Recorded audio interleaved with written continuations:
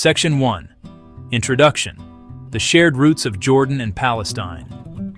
The modern state known as the Hashemite Kingdom of Jordan possesses a history that is an inseparable part of the story of Palestine.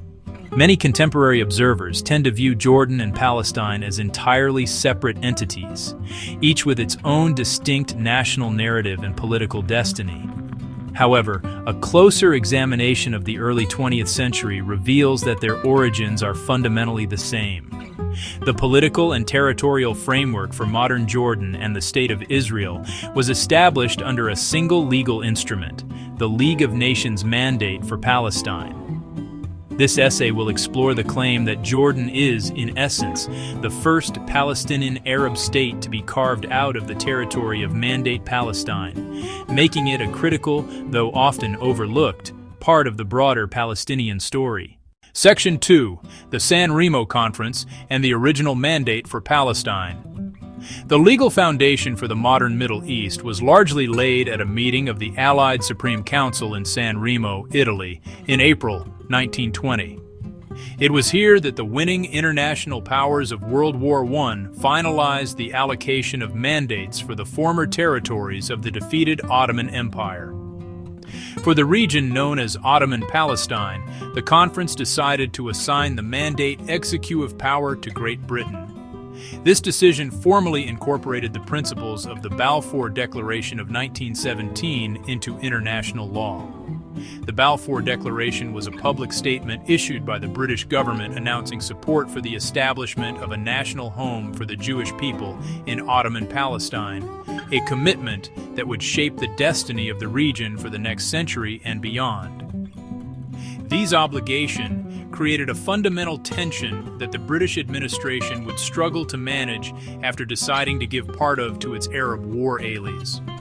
The League of Nations created a single mandate whose borders reached from the Mediterranean to the eastern desert, encompassing today's Israel, Judea, Samaria, Gaza, and Jordan. Section 3. Britain's Reckless Decision, the Creation of Transjordan. Under the League of Nations mandate, Britain was supposed to act as an executor of an international trust, not a sovereign over Palestine. Its duty was to implement the mandate's terms, foster a Jewish national home while safeguarding the civil and religious rights of all inhabitants. In March 1921, Colonial Secretary Winston Churchill convened the Cairo Conference. Without League authorization, he tapped Emir Abdullah to administer the lands east of the Jordan. The aim was to reward the Hashemites for the Arab revolt and help in destruction of Ottoman Empire. It also created a split of the land for a wrong reason. The solution emerged: a semi-autonomous, Jew-free Arab administration east of the Jordan River under Abdullah, within the mandate framework. Only afterward did London invoke Article 25, trying to justify the mandate land grab to the east of Jordan River. Crucially, while unjust, Article 25 did not authorize the creation of a separate political entity. Earlier that year, Abdullah arrived in Mayan with a small force, seeking leverage after Faisal's fall in Syria. British advisors backed establishment of an emirate east of the Jordan River, using 78% of a land of Palestine Mandate initially allocated for a Jewish national home.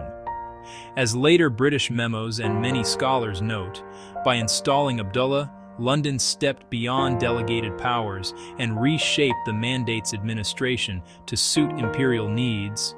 Transjordan, 1921, began as an administrative improvisation that evolved into a kingdom. The mandate's legal text placed ultimate authority with the League of Nations. Britain was supposed to administer the territory as a mandatory trustee, not as an owner. Artificially added Article 25 empowered Britain to postpone or withhold certain provisions of the mandate east of the Jordan River. It did not detach Transjordan from the mandate, nor did it authorize the creation of a new sovereign entity. The territory remained within the same mandate framework.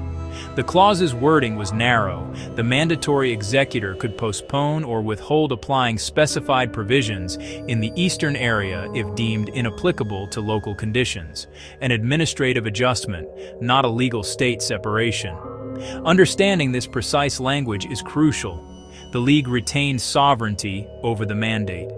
Britain exercised delegated powers under its supervision. On September 16, 1922, the League Council, under the British pressure, approved a British memorandum applying Article 25 to the area east of the Jordan. The memorandum specified that provisions concerning the Jewish national home would not apply in Transjordan, formalizing a distinct administration while remaining under the Mandate. Legally, the Mandate persisted as a single entity. In practice, it was governed as two units, west and east of the Jordan, same mandate, different application.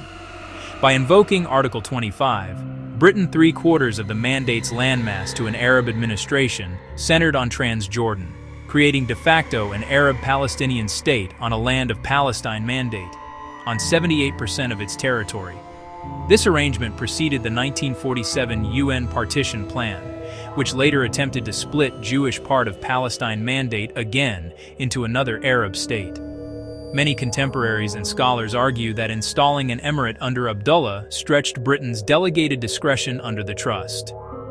In this view, Transjordan's early administration reflected legal fine print bent to imperial pragmatism, not the creation of a separate mandate. Following the formal approval of the administrative split in 1922, the two parts of the Mandate for Palestine embarked on divergent political journeys. The land west of the Jordan River became the focal point of conflict between Zionist aspirations and Arab colonialism. It was here the British struggled to manage their duty to manage the Mandate to create a Jewish national home and its obligations to Hashemite monarchy, allowing a wide increase of Arab immigration into Jewish part of Palestine, preventing Jewish immigration and artificially escalating tensions. Those tensions culminated in periodic outbreaks of violence. This smaller western portion was the sole area where clauses promoting a Jewish national home were actively implemented. It attracted significant Jewish settlement and investment and uncontrolled Arab migration due to job opportunities Jews created. That laid the institutional groundwork for a future state and also created a major tension through 1930s and 1940s between growing Jewish and Arab population. The territory east of the Jordan River, Transjordan, took a very different course.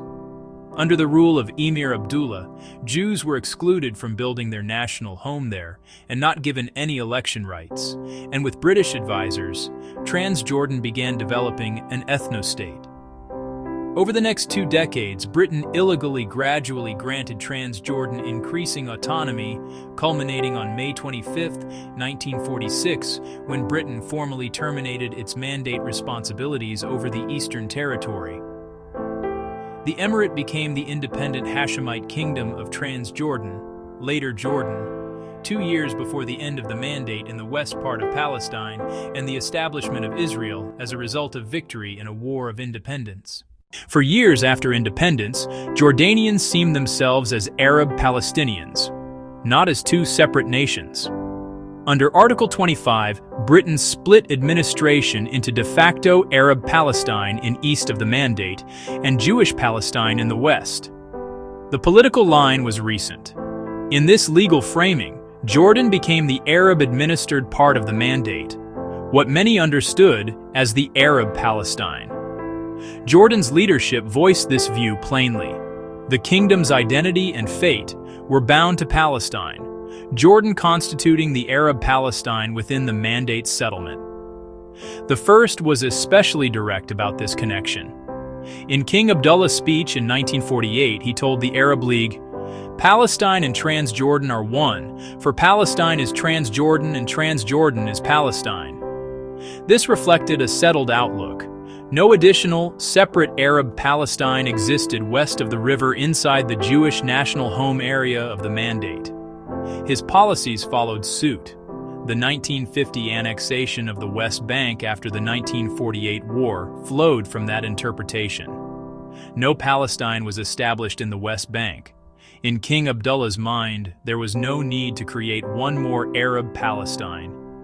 The same continuity marked King Hussein's long reign, carrying the Mandate-era understanding forward. While Jordan governed the West Bank from 1948 to 1967, the realm was commonly described as two banks of one kingdom. In 1981, Hussein stated, "The truth is that Jordan is Palestine and Palestine is Jordan," reaffirming the mandate-based frame. In 1988, Jordan fully disengaged from the West Bank. The 1922 Mandate for Palestine was one legal entity. Sovereignty remained with the League of Nations. Britain failed to act as a trustee, and de facto operated as a sovereign. Article 25 allowed administrative adjustments east of the Jordan, without changing mandate sovereignty de jure, but modifying in de facto. Article 25 narrowed application only east of the river, an administrative split, not a new state. The mandate stayed whole under League authority. When the mandate ended in 1948, Judea, Samaria, and Gaza remained within the mandate area designated for the Jewish national home. No recognized successor sovereign replaced the mandate there. Jordanian and Egyptian control lacked international recognition as lawful sovereignty. In 1967, Israel entered these areas within the former Jewish part of the mandate, not another state's sovereign land. Under legal continuity preserved by Article 80 of the UN Charter, mandate rights persist until lawfully modified by successor agreements. Therefore, labeling Judea, Samaria, or Gaza as occupied territories misstates this lineage. This land was and is a part of the Jewish Palestine Mandate. Within this framework, the first and largest piece of the mandate became the Arab state, Transjordan's independence in 1946. The remaining Western Palestine portion's status, while unjustly been contested ever since, was and is a land of Jewish Palestine Mandate. De facto part of Israel as a West Palestine Mandate successor. The legal threads tying Jordan, Israel, and the land of Judea, Samaria, and Gaza trace back to one document, the Palestine Mandate, whose structure was clearly shaped. A durable and just peace should acknowledge this. A single mandate, administratively split, then partitioned in practice. One Arab state, one Jewish state. This is the main thesis. Jordan emerged as the Arab state from the 78% of the mandate. The rest 22% of the mandate land is inherently Jewish.